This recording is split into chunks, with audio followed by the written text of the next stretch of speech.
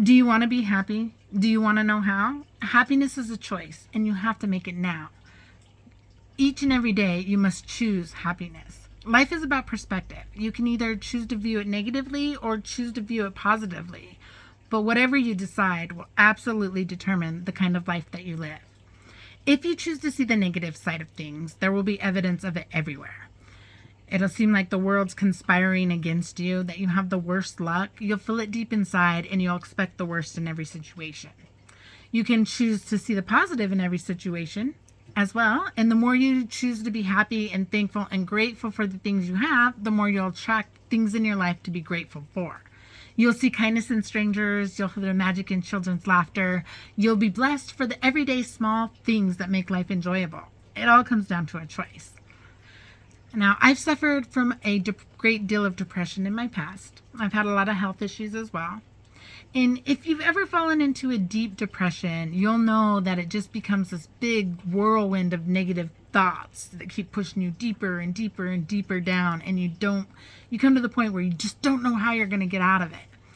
At one point, it got so bad for me. I was so sick and depressed and completely heartbroken and in a negative headspace that I literally manifested a broken heart. Physically manifested a broken heart. My heart wasn't working right. My heart rate was so high, I couldn't get my heart rate under 100 beats per minute, even in my sleep. I was so exhausted all the time because it was like I was running a marathon all day long. I began passing out and having seizures like 8 to 10 times a day, and severe anxiety and panic attacks because my body was just pushing all this adrenaline through my system. I was practically bedridden. I couldn't even take a shower without passing out. Now, I had plenty of reasons to be heartbroken. I lost someone very close to me. My health was deteriorating at a rapid pace. I struggled with my diabetes and eating disorders and dysautonomia. All I could see was pain and heartache. I lost all my dreams and any hope for any kind of normal life. I had to drop out of school. I lost a job that I loved. I rarely left the house. I slept all the time. I got to the point where I was just surviving. I wasn't even living. And in fact, it got to the point where I didn't even want to live anymore. One morning I woke up and I was just in this panic attack. Nothing caused it. I had just woken up. My heart was racing. My palms were sweating. It was hard to breathe. I felt desperate, intense fear, immense depression. I had no dreams, no plans, no real resemblance of a regular life. And I felt like a burden. I just couldn't find any hope to hold on to at all. With no real premeditated plans, I filled my syringes full of insulin, and then I filled my veins full of the insulin, and I went to lay down in my bed with hopes of never getting up again.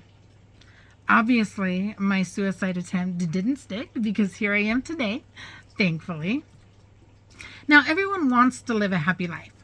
Many people struggle with depression at some point in their life. It's easy to get weighed down with the life struggles and the burnout of every day, but happiness is a choice. Mental health is important for leading a happy life, and positive thoughts do create positive results. How you feel matters.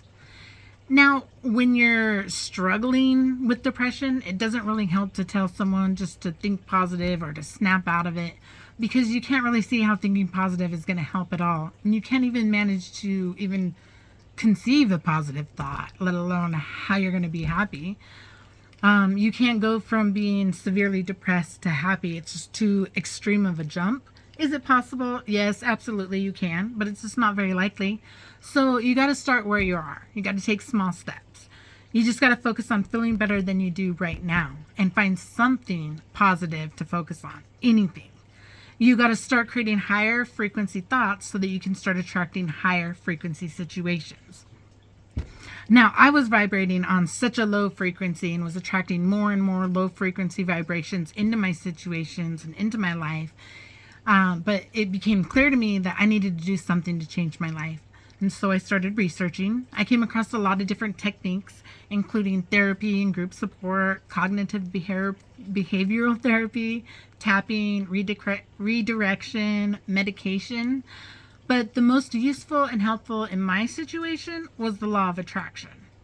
Now, the hardest part about the law of attraction is you have to take responsibility for your life and how it currently is.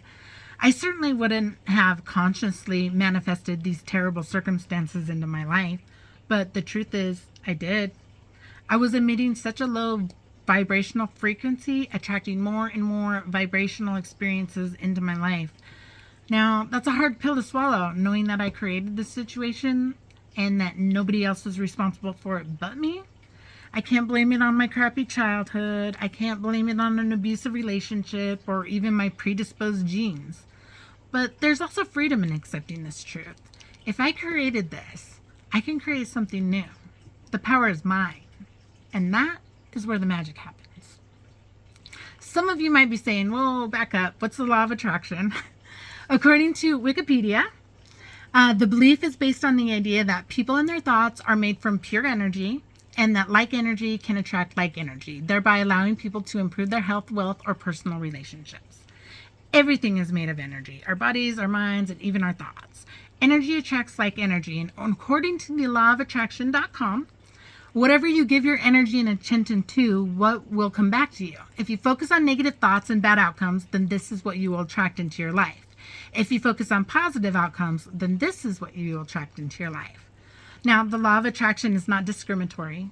It isn't good and it isn't bad. It doesn't aim to help or to hinder. It isn't positive or negative. And it operates continuously and constantly in our lives. And the law of attraction is always working, whether we want it to or not, whether we believe in it or not. It works like any other law. Like, do you believe in the law of gravity? Well, probably. Of course you do. But whether you believe in it, know about it, or give any thought to it, it's always working. And that's the same with the law of attraction. Whatever you focus on is what you attract. Have you ever bought a car and all of a sudden you see the car everywhere? Did everybody just go out and buy this car? No, of course not. But it's what you've been giving your focus to. When you were going through the process, it was the center of your attention, your focus, and it was constantly on your mind. And now you're noticing similar energy to your thought pattern. We attract what we think about the most. And that is why it is so important to pay close attention to the repetitive thoughts that you constantly hold inside your mind. Because the thoughts we think create our reality. We operate on a frequency much like radio stations. And the only channels that you can tune into are the channels that are operating on the same frequency that you are. Your thoughts and feelings control the vibration of your body, and you have the control to dictate the frequency that you vibrate at. Your feelings or your vibrations will attract people and things into your life that are a vibrational match. So how do you change your frequency to attract the things you want? I wondered the same thing, so I did some research on different ways to raise my vibration, and there were a lot of common ones that were pretty useful, like creating vision boards, affirmations, meditations, practicing gratitude. But the biggest thing is awareness and being conscious of your thoughts. Don't let yourself fall down that rabbit hole of negative thought patterns. Recognize and redirect those thoughts immediately. If you look for things in your life to be grateful for, you will find them. Shift your focus on the positive. The present matters the most. How you feel right now, that's all you have control over. It's all that really matters. What you're feeling right now is what you are attracting. So feel good right now. Try to hold that feeling for at least 30 seconds. Smile, laugh, do a dance, create a habit of feeling good and holding that space. Make how you feel a priority. Envisioning and feeling the emotion you want to attract is the key to manifesting your desire. You have to feel the feeling you want as if you already have it. Hold it for 30 seconds if you have to tune into that frequency. So here's the secret key to happiness. Happiness is a choice. Choose it now. Choose it every day. Make how you feel a priority because it creates your reality. Mental health is important for leading a happy life. Positive thoughts create positive results. How you feel matters. The main thing is to be consciously aware of your thoughts and how you are feeling. You can always choose a better thought. Feel good right now. Look for things to be grateful for, and you will attract things to be grateful for. What are 5 things right now that you are grateful for? We create our reality. We choose the life we live. What kind of life do you want to create?